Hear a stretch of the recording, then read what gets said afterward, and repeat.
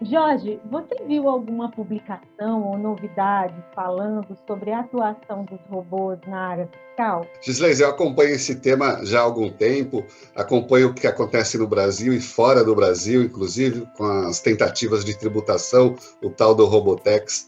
Mas eu vou te dizer uma coisa, tem um cara que é especialista no assunto, domina o tema, vive de customization, que a gente fala, de desenvolvimento de robôs, que é o Diego Platini da MEG. Vamos ouvir o que ele tem, são coisas bem interessantes, você vai ficar surpresa. Vamos lá, então? Então fique ligado aí, pessoal.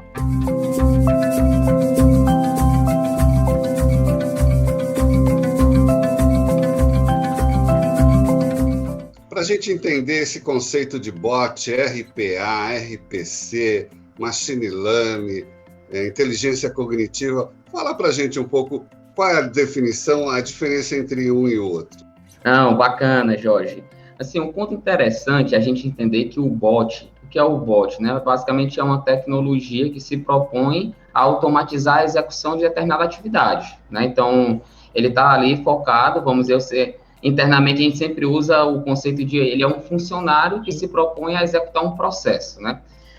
O que está acontecendo muito é uma confusão no mercado sobre o que é o bot e o que são as skills de um bot, né? Então, por exemplo, o RPA, né? O Robotic Process Automation, é uma habilidade que o robô tem para executar processos repetitivos, né? Já o RPC, né? É basicamente uma habilidade para trabalhos mais cognitivos. Então, assim, o bot, ele é o agente da automação. Para automatizar, para executar o trabalho dele, basicamente, ele vai precisar de algumas habilidades. É muito similar, realmente, a, vamos dizer, um colaborador humano, né? Então, existe o perfil, existe o funcionário, e hoje, dentro das organizações, para executar o trabalho dele, ele também precisa de habilidades. Então, eu sempre gosto de fazer esse paralelo, né? Porque hoje, conceitualmente, existem, vamos dizer, algumas confusões dentro do mercado, nesses temas de inteligência artificial, enfim. Então, eu gosto sempre de explicar, fazendo essa analogia com o funcionário humano. Então, é aquela história, né? Você tem um robô, vamos fazer o repetitivo. Não, mas espera aí, acho que ele já pode ganhar um pouco mais de conhecimento, vamos ensiná-lo a fazer coisas mais inteligentes. Na realidade é isso, não é? Perfeito, perfeito. Inclusive, teve um relatório das principais tendências tecnológicas do mundo até 2030, né, do Gartner, e a principal tendência, número 1, está lá, que é a hiperautomação. Ou seja, é exatamente isso que você acabou de falar. É a combinação de tecnologias para se atingir determinado objetivo, né? Eu acho que o fator definidor de qual é a tecnologia que você vai utilizar é muito a questão da maturidade organizacional, a maturidade dos seus processos, né? Então, normalmente, vamos fazer aqui, mais uma vez, seguindo essa analogia. Quando a gente começa a nossa carreira profissional, normalmente as pessoas nos entregam ali missões mais repetitivas, né? Então, o estagiário, ele vai, estagiário, tira xerox, faz um relatório, faz uma planilha. Com o decorrer do tempo, a gente vai incrementando novas missões que vão exigir novas habilidades, normalmente mais analíticas, mais cognitivas. É o mesmo paralelo aí, o que você falou, totalmente aderente com esse conceito de hiperautomação, de combinar realmente tecnologias. Pegando o teu gancho sobre profissional, na tua opinião, assim, a gente vê muitas notícias, publicações, o profissional não vai existir daqui a 30 anos. Você acredita mesmo, assim, que dessa fala de substituição, efetivamente, da mão de obra e postos de trabalho por robôs? E qual é, assim, as competências, né, os soft skills que tanto falam, que você acredita que são necessários para esse novo profissional? Ótima pergunta. Na realidade, acho que essa aí está entre as perguntas mais frequentes que eu venho recebendo, né? Existem alguns temas que a gente estuda na escola, né? E a gente acaba não tendo uma total compreensão do que a gente está estudando, né? Tem uma lei bem antiga, uma lei chamada, acho que é a Lei de Lavoisier, se eu não me engano, que diz que no mundo nada se perde, tudo se transforma, né? Então, eu sigo essa lei para o mercado de trabalho. Os empregos não vão se perder, eles vão se transformar. E isso aí, para mim, é um fato, né? Então, Essa é uma questão que vem sendo discutida, eu acho que às vezes até de maneira muito teórica, e eu gosto até de falar em termos de fatos, né? Então, nós temos um cliente que, quando ele nos procurou com uma missão bem simples. Ele tinha em torno de 450 funcionários, certo? E ele me procurou dizendo, Diego, eu quero mudar o meu desenho organizacional. 40% da minha empresa é puramente operacional, auxiliares e assistentes. Eu quero automatizar tudo e quero começar a contratar analistas e coordenadores. E assim, nós começamos o projeto com eles, né? E automatizamos, tivemos robôs que faziam um trabalho de 18 pessoas. Aí normalmente, quando eu dou esse exemplo, e onde é que estão essas pessoas, né? Essas pessoas, elas começaram a assumir papéis mais estratégicos, mais analíticos. É óbvio que algumas dessas 18 pessoas não se adaptaram. Como é que está essa empresa hoje? Ela já ultrapassou o número de 500 funcionários, está em torno de 550 funcionários, ou seja, está contratando mais. O salário médio está subindo, certo? Está em torno de 35% maior o salário médio. E isso é um exemplo prático do que eu defendo. Realmente, não vai tirar os empregos, a capacidade de gerar novas oportunidades é muito, muito maior do que o que vem eliminando, mas não posso também deixar de ser transparente com um aspecto, que a grande questão é se as pessoas estão preparadas ou dispostas a se preparar para os novos desafios que estão surgindo. E aí vem o segundo ponto que você colocou, que são as habilidades, né? Então, eu vejo que uma pergunta até onde os robôs vão? Até qual o limite, né? Eu sempre digo, os robôs, eles nunca vão executar nenhum tipo de atividade que exija emoção, relacionamento e criatividade, né? Então, ele não vai chegar nunca nesse tipo de atividade.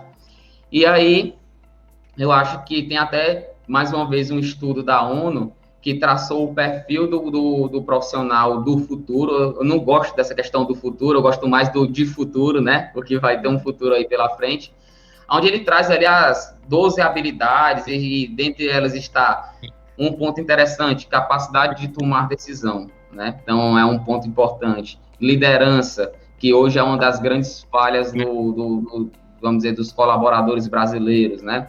A capacidade analítica, inteligência emocional. Se a gente parar para observar, e aí eu prometo agora não me delongar muito, a geração atual de profissionais, ela foi muito formada baseada no conhecimento que ela tem.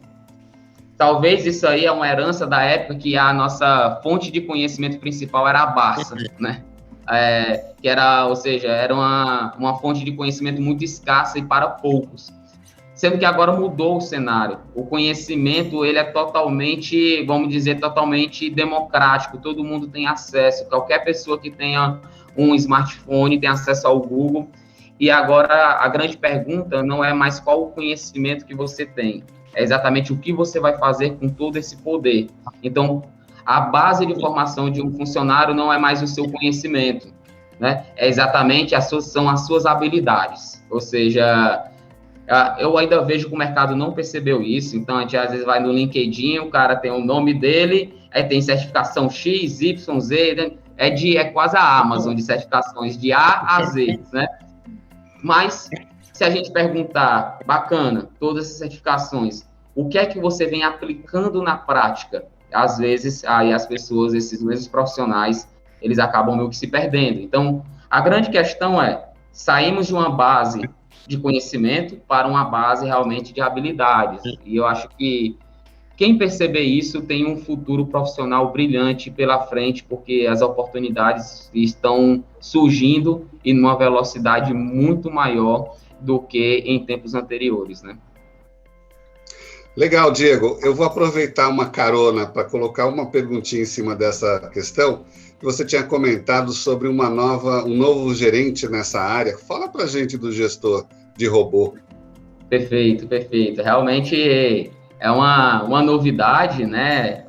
Uma novidade, na realidade, a nível Brasil, no cenário brasileiro, que é um das nossas, vamos dizer, dos nossos clientes, das nossas empresas que vêm adotando a nossa tecnologia, está implementando aí o cargo de gestor de robôs, né? Então, isso aí, quando a gente comenta, a gente vem comentando aí em alguns eventos, enfim, em alguns lugares, as pessoas, gestor de robô, né? O que é que um gestor de robô faz, né? E é um fator interessante. A gente, inclusive, além de implementar o novo cargo, a gente definiu quais são os pilares de atuação desse novo papel dentro das organizações, né? No caso aqui, são 4 grandes pilares, né? Então, o robô, assim como as pessoas, né, os colaboradores humanos, ele precisa de uma rotina, então, de uma gestão da rotina dele. Esse robô é melhor ele trabalhar pela madrugada ou trabalhar pela manhã, enfim, muito no intuito de sincronizar. O robô, normalmente, ele está trabalhando para alimentar seres humanos, né? Então, vou botar ele para trabalhar na madrugada, para quando o time chegar pela manhã, já pegar todas as informações atualizadas, um exemplo. Então, rotina, um primeiro pilar. Segundo pilar, atuação junto aos stakeholders, ou seja, hoje a gente sabe que existem outros gestores que vão precisar das informações geradas pelos robôs, clientes, enfim. Então, essa atuação junto a esses interessados também é um papel aí desse gestor de robô.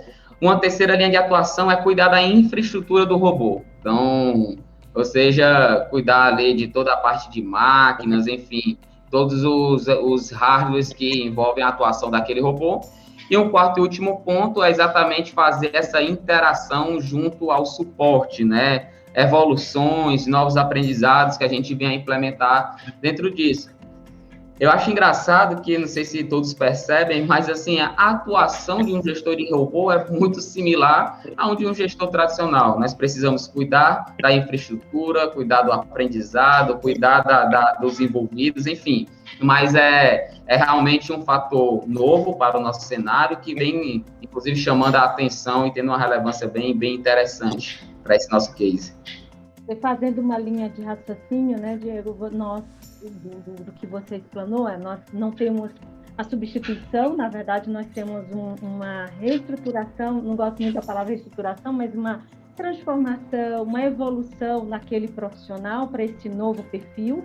Você teve um case prático mostrando que, efetivamente, isso não significa uma diminuição do número de pessoas trabalhando com a inserção do robô, né, em algumas atividades, principalmente nas repetitivas, e como você bem pontuou, fora do horário. A criação de novas oportunidades, ou seja, talvez a gente precise aí ver os CBOs e até as listas de atividades hoje que a gente tem profissional que não condiz mais com a lista profissional que a gente tem aí definido. Mas me fala uma coisa, vale a pena ainda a empresa investir, dar um retorno, investir em robô? Como é que está sendo essa medição das empresas, né? Elas estão com foco em agilidade, em qualidade de dados, em compliance. Quais são os focos no momento para investimentos em relação à parte de robotização? Perfeito. Existem inúmeras métricas em torno vamos dizer, da análise da viabilidade financeira da utilização desses robôs, né? Mas, devido ao cenário atual, uma delas sempre foi muito forte, mas agora foi muito potencializada a sua importância, que é o ROI, certo? Um primeiro grande ponto que as pessoas, os empresários, os executivos e gestores estão analisando qual é o retorno sobre o investimento que eu vou ter ao implantar essa minha, vamos dizer, essa nova tecnologia, né? Normalmente, para se ter o ROI, existem duas grandes possibilidades, né? Uma é uma redução de custos, e quando eu falo em redução de custos, eu falo em 2 tipos de custos. Um é o custo atual, né?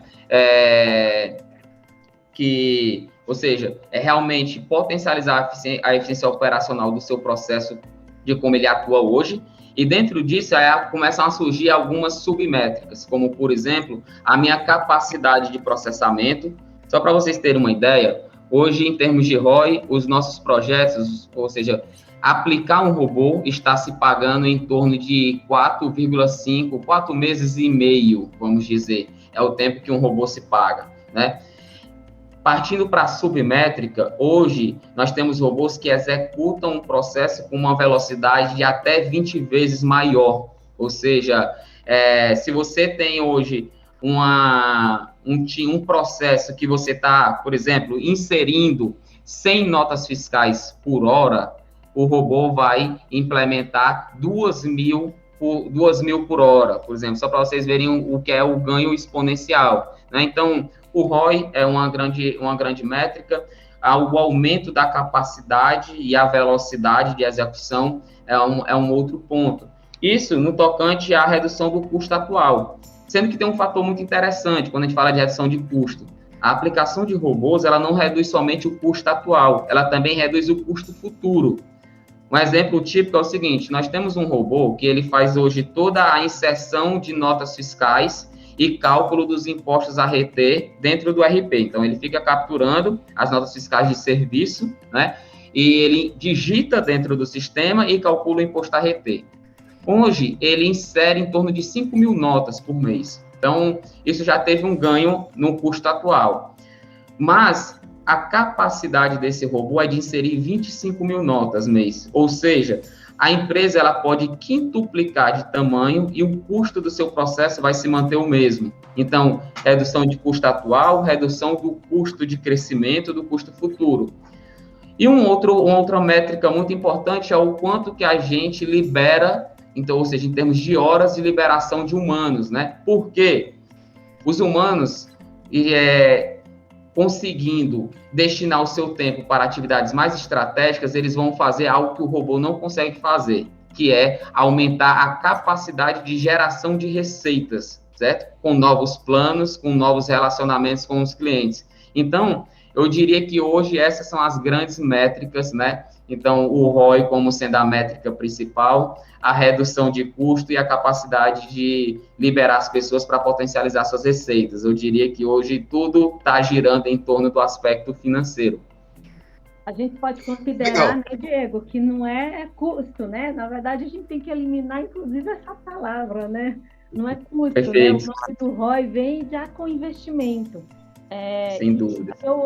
Eu acredito que, apesar de não saber em que momento esse vídeo vai passar, mas é interessante a gente avaliar o cenário que nós estamos de pandemia, né? E efetivamente que as empresas acordaram para algumas que ainda não haviam despertado a esse cenário que fazia necessário de investimentos em tecnologia, e que hoje todas as empresas tiveram aí de uma forma, algumas até sem estar com uma preparação aí muito financeira para esse investimento, mas que tiveram aí sim de dedicar valores para investir fortemente em tecnologia nos últimos 2 anos, né? Sem dúvida, sem dúvida. Um fator que é interessante, né? Acho que momentos de crise, na realidade, eles potencializam alguns pontos que sempre deveriam ter recebido uma atenção especial. Há quantos anos a gente vê estatísticas de que um alemão vale por 10 brasileiros, um americano vale por X brasileiros, ou seja, o brasileiro ele nunca destinou atenção para a eficiência dos seus negócios, né? Nunca se incomodou com o fato de não ter um negócio eficiente. Se ele está conseguindo entregar e na última linha está sobrando alguma coisa que satisfaz as ambições dele, sempre ok, sempre estava ok. Ele só começou a atentar para o conceito da eficiência operacional quando realmente virou uma questão de sobrevivência, né? Então, eu costumo dizer que eu costumo sempre olhar o lado positivo das coisas, né? Eu sei que é muito difícil olhar o lado positivo de um fato que tem mais de 450 mil vidas envolvidas, né? Mas pior do que perder o que a gente já vem perdendo, que é inaceitável, é a gente sair desse momento sem aprender nada, sem sair não estando melhor do que como a gente entrou. Então, acho que, de certa maneira, e foi um estado de alerta para todas as empresas e gestores aqui do nosso país, né? Legal, Diego. A gente está batendo esse papo exatamente sobre o avanço do bot na área fiscal. Você falou aí dos documentos fiscais. Eu queria engatar 3 perguntas numa só, para a gente já chegando na nossa linha de fechamento. A questão dos processos, né? A gente sabe que é um gargalo muito grande a questão dos processos nas empresas, o desconhecimento dos gestores da plenitude desses processos, e como que vocês tratam essa questão desses gaps fiscais na hora de implementar um robô. Fala para a gente como que isso está acontecendo. Perfeito, Jorge. Eu sempre uso uma analogia que é o seguinte: por incrível que pareça, os gestores e os colaboradores estão todos os dias indo até as suas empresas ou estão executando atividades pelas suas empresas. Mas, apesar de todos os dias estarem presentes, né, nesse cenário, o que a gente vem notando é que eles não conhecem a fundo o que eles executam. A rotina das empresas não estão muito claras, até para os próprios executores, né? Então, eu acho que isso aí é um efeito colateral, principalmente de uma das habilidades que estão sendo exigidas pelo profissional do futuro, que é a capacidade de liderar e de formar novas pessoas, né? Então, o que eu venho observando é o mesmo gap que nós temos para desenvolver pessoas, nós estamos tendo para desenvolver robôs. Que é o seguinte: tanto para desenvolver pessoas quanto para desenvolver robôs, você precisa ensinar, né? Então, quando a gente pergunta para uma pessoa hoje, por incrível que pareça, a gente se depara diariamente com esse cenário. Jorge, um exemplo, me explica o que você faz. Não, sou da área fiscal. Ok. Agora, me fala detalhadamente o que você faz. Então, aí a gente começa a notar uma certa dificuldade. E quando a gente faz a pergunta do porquê você faz isso, aí desmorona boa parte das pessoas hoje. O entendimento e aí, normalmente aquela resposta do porquê, porque me ensinaram assim. Não, mas qual é a intenção? Sempre foi assim. Então, eu sempre digo que existem alguns gaps que nos impedem de conseguir avançar ainda mais com as nossas tecnologias. Um é conhecimento do processo. Um outro ponto, a qualidade dos dados dentro das organizações, né? Então, hoje, você vai ver inúmeros artigos que falam que o novo petróleo do mundo vão ser os dados, mas eu acho que as pessoas também não se atentaram para isso, né? Então, dentro das organizações, uma área totalmente subutilizada é a área de cadastros, né? Normalmente feita de qualquer maneira. Se a pessoa puder burlar o cadastro, ela burla. Qual o seu CPF? 00000, seu telefone, enfim. Então, isso são, vamos dizer, cenas frequentes dentro das organizações. E o que a gente vem notando, como é que a gente vem buscando superar? É sempre tendo muita transparência junto ao cliente e dizendo, não existe a maturidade necessária para aplicar essa tecnologia ainda. A gente precisa dar um passo atrás. Então, por exemplo, hoje, apesar de ser uma empresa puramente de tecnologia, a gente notou a necessidade de ter profissionais da área de processos, para realmente, antes de ensinar o robô, vamos entender como que funciona a sua rotina, o que é que a gente pode enxugar, o que é que nós podemos otimizar para somente após isso ir para o desenvolvimento do robô, porque um ponto que as pessoas também não têm total clareza é o seguinte: o que é a tecnologia, né? O que é a robotização? Qual é a intenção dela? Nada mais é do que potencializar o que nós temos. Ela só potencializa. Então, se você tem a capacidade de fazer 10, a tecnologia vai fazer com que você tenha a capacidade de executar 100. Ou seja, se eu colocar a tecnologia em um processo ruim, se ela gera resultado ruim em uma velocidade, ela vai gerar um resultado ruim numa velocidade muito maior. Então, esse cuidado, essa curadoria, né, no tocante ao processo, a gente viu como um fator chave. E por incrível que pareça, hoje, analisar e definir o processo consome muito mais tempo do que desenvolver um robô dentro dos nossos projetos. Isso é um fator interessante. Com certeza. A gente ouve muito no portal SPED Brasil, nos perguntando, né, Jorge, sobre soluções. Qual é que é a solução boa para você? Qual é o sistema que vocês recomendam? O sistema não resolve processo, né? Ele efetivamente evidencia uma necessidade de ter um mapeamento desse processo, né, Diego? E a necessidade realmente de melhorias. O que, se você efetivamente na área de TI, brincam muito, né? Se você entra com lixo, você sai com lixo.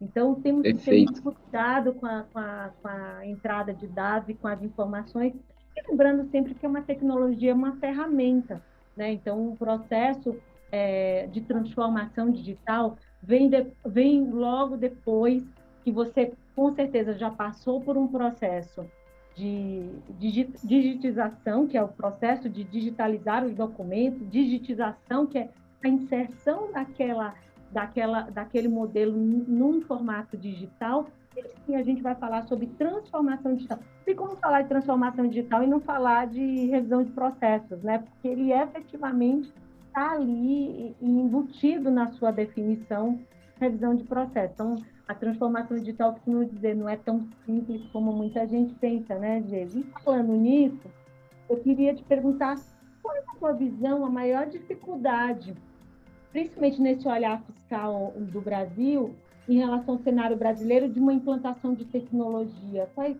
são, assim, você que tem um olhar sempre também com grandes corporações fora do país, mas qual é os grandes gargalos que você visualiza nesse cenário brasileiro? Um ponto que eu vejo como um ponto principal é o seguinte: existe uma característica que aconteceu em todas as revoluções, vamos dizer, tecnológicas que nós tivemos, né? Eu vou falar com tecnológica, vamos dizer, revoluções que impactaram a economia. Por exemplo, a revolução industrial, né? Tem aquela questão lá da Ford que ele dizia, você pode escolher qualquer carro desde que ele seja preto ou branco, né? Tem uma frase assim. Então, toda grande revolução, o que teve ali de antecedência, o fato imediatamente anterior a essa revolução foi o estabelecimento de padrões, né? Então, para você conseguir replicar ou escalar determinadas práticas ou tecnologias, o padrão, ou seja, é um fator primordial. Por incrível que pareça, eu acho que uma das grandes dificuldades hoje do Brasil é que a maioria das empresas, o que eu venho notando, elas são muito mais regidas ou gerenciadas por exceções do que por regras, né? Basta dizer uma coisinha, um fato que o brasileiro sempre colocou para debaixo do tapete, que é o quê? Eu não conheço até hoje alguma empresa que não tenha o seu RP subutilizado, né? Então, e sempre tem aquela questão, meu RP não funciona, e depois troca para outro RP, e depois já é questão de tempo para dizer se RP não funciona. Sendo que, olha que fator interessante, existem algumas coisas dentro da empresa, a empresa, em teoria, ela deveria funcionar como um Lego, né? Então, toda a área financeira, não tem como você ser muito criativo na área financeira. Tem contas a receber, tem contas a pagar, tem que fazer a gestão do fluxo de caixa, enfim, né? Mas, por algum motivo, o brasileiro acaba sendo muito criativo e criando ali algumas regras de negócio, algumas especificidades que é tão específico que o próprio gestor acaba se perdendo na própria burocracia que a gente acaba criando, né? Então, eu acho que um primeiro ponto que vai ser muito importante, a grande dificuldade que nós vamos ter é, primeiro, definição de um padrão, uma linha mestre de atuação. Para isso, não tem como se definir um padrão sem passar obrigatoriamente por um processo de simplificação, né? Então, esse aí eu diria ser o grande ponto, né? O ponto número 1 em termos de obstáculos.